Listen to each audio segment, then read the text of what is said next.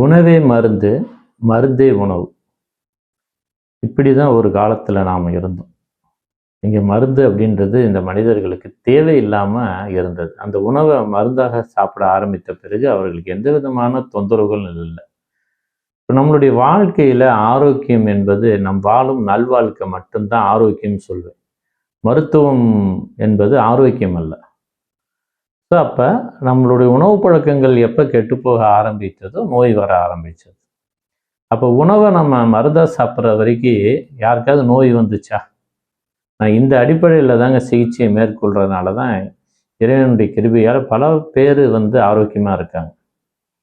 ஏன்னா ஆரோக்கியமான வழிமுறையும் வாழ்வியலும் கற்றுக் கொடுக்காத வரைக்கும் ஒரு நல்ல மருத்துவராக இருக்க முடியாது. அதை தான் நான் முதல் செய்கின்றேன்.